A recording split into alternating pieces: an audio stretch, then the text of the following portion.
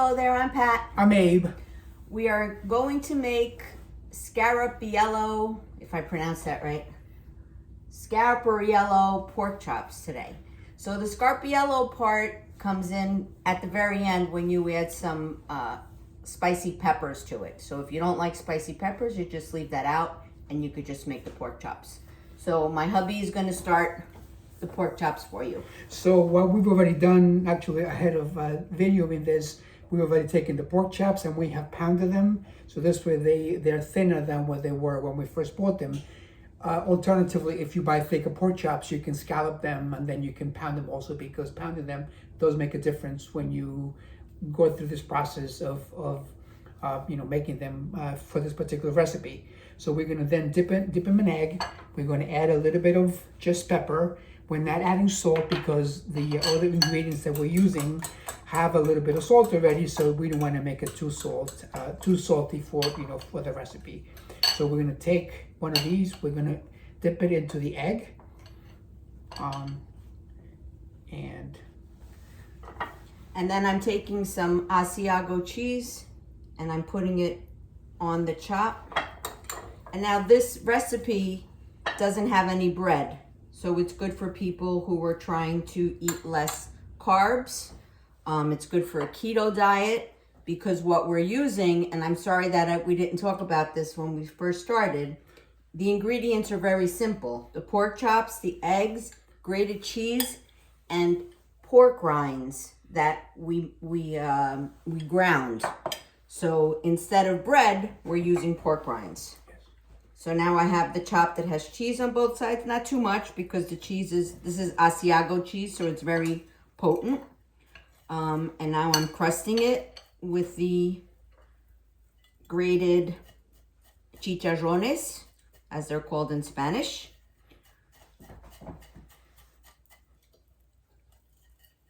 these are going to come out delicious. My abuela is going to love them. You don't have an abuela. Oh, well, I used to. You used to. If she was alive now, she would love them. Yes, she would.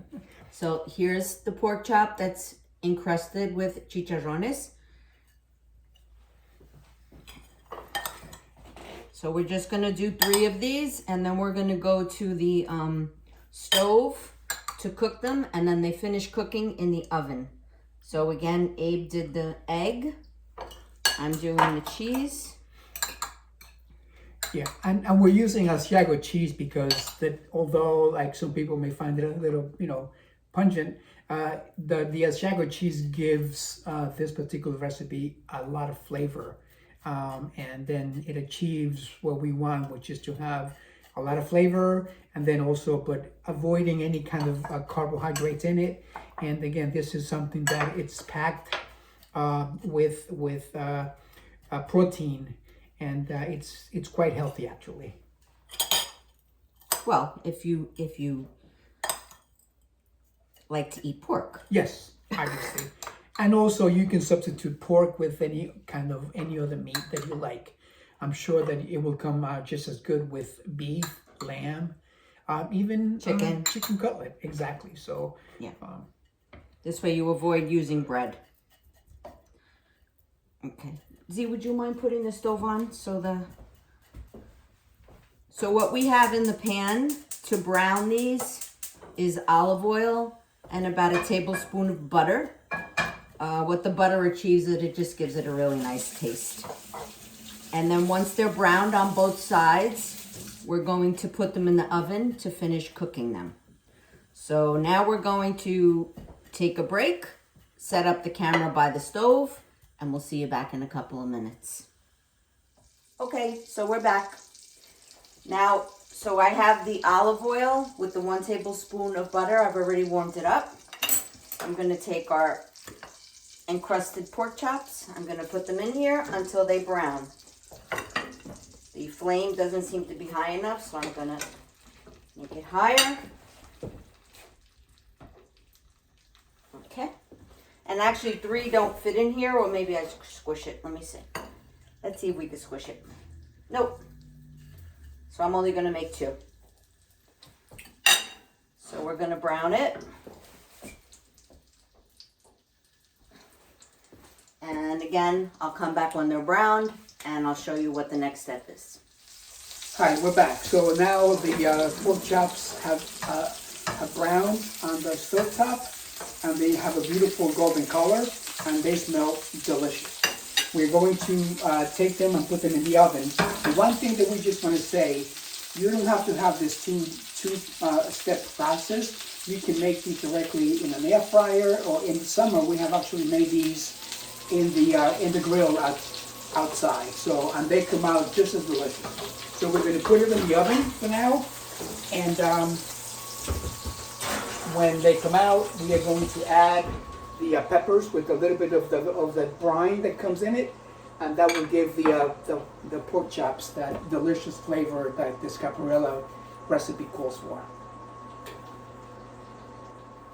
So we're back, and now we're going to take out the pork chops that have already been in the oven, and look at this beautiful color. They're nice and brown, and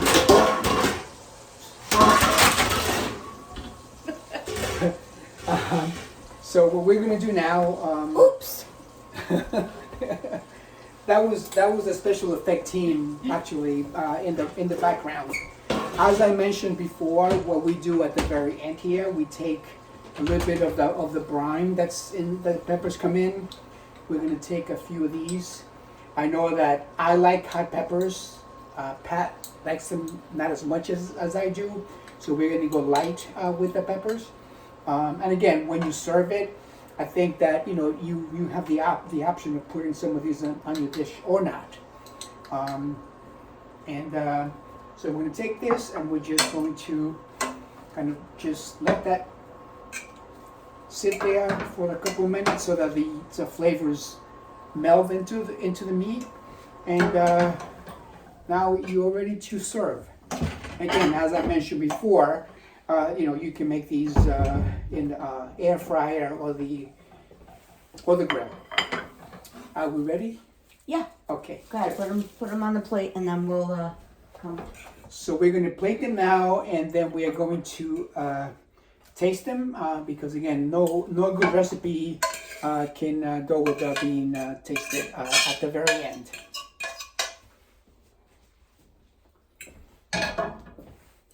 That's just me.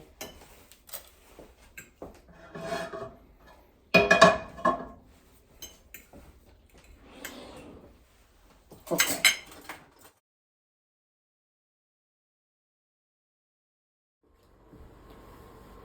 We're back for one more little segment. We just wanted to show you we made a batch in the air fryer, and they came out just as nice as the ones that were made on the stovetop and then in the oven. So it's much faster and much easier and just one step. I hope you try this recipe, and I hope you enjoy it. Thank you.